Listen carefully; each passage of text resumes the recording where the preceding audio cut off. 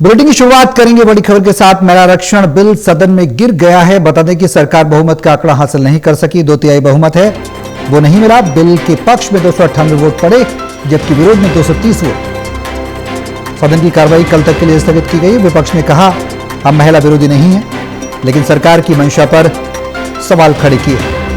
NDA floor leaders की बैठक फिलहाल जारी है।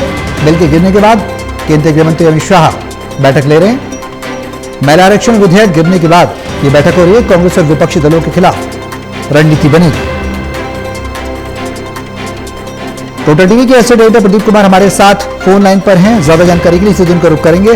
प्रदीप, आपसे जानना चाहेंगे, बिल जो गिरा है इसके बाद अब बैठक जारी है। मौजूदा परिप्रेक्ष्य में स्थिति सदन के बाहर और अंदर हलचल की हमने देखी है। अब क्या आपको जानकारी है किस तरह के आगे कल जो कार्रवाई होगी उसमें संभावना है जो कार्रवाई देखने को मिल सकती है? देखिए सौरभ, जिस तरीके से पूरा घटनाक्रम हुआ है, महिला आरक्षण बिल गिरने के बाद देश भर में प्रदर्शन करने की योजना तैयार की है बीजेपी ने। यानी महिला विरोधी साबित करने के लिए विपक्ष और मुख्य विपक्षी दल कांग्रेस को अब पूरी ताकत लगाएगी बीजेपी, और इसलिए एक बड़ा प्रदर्शन देशव्यापी वो शुरू किया जाएगा। जो जानकारी मिल रही है एनडीए फ्लोर लीडर्स की बैठक में जिस तरीके से चर्चा हुई है, ये रणनीति बनाई गई है। ये भारत ने देख लिया, इंडिया ने रोक लिया। संविधान संशोधन बिल गिरने पर राहुल गांधी ने ट्वीट भी किया है, लेकिन महिला आरक्षण पर विरोध नहीं था, बल्कि जो परिसीमन के साथ जोड़कर इसको बिल विधेयक के तौर पर लाया गया तो बिल उसका विरोध किया गया है इंडिया ब्लॉक की ओर से, क्योंकि राज्यों का प्रतिनिधित्व और दक्षिण भारत के राज्यों को जो चिंताएं थी उसके मद्देनजर उन्होंने इस बिल का विरोध किया। तो महिला आरक्षण से जुड़ा जो संविधान संशोधन बिल पर जो करीब 21 घंटे की चर्चा हुई, दो दिन के दौरान उस पर वोटिंग हुई और 528 सांसदों ने वोट डाले हैं, जिसके पक्ष में 998 वोट पड़े हैं, यानी एनडीए के पाले में।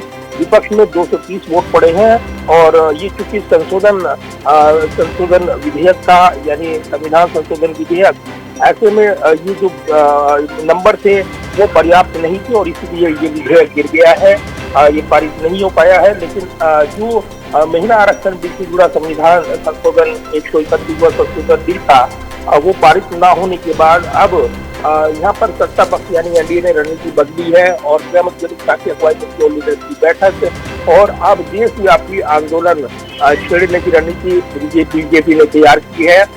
ये ऐलान औपचारिक तौर पर दिखाई देता है। दूसरी तरफ चूंकि बंगाल का चुनावी मुकाबला, तमिलनाडु का चुनावी मुकाबला बाकी है, तो एक नैरेटिव अपसेट किया जाएगा बीजेपी की ओर से, एनडीए की ओर से, सत्ता पक्ष की ओर से कि इस बिल को महिला विरोधी बिल जिस तरीके से ये बताते हुए विपक्ष पर हमलावर है सत्ता पक्ष, तो अब एक नई लड़ाई नैरेटिव सेट करने की होगी और इसमें कौन किस पर भारी पड़ता है तो रब बड़े सवाल अभी बाकी। बिल्कुल जाहिर सी बात है। बहुत शुक्रिया प्रदीप तमाम जानकारी के लिए।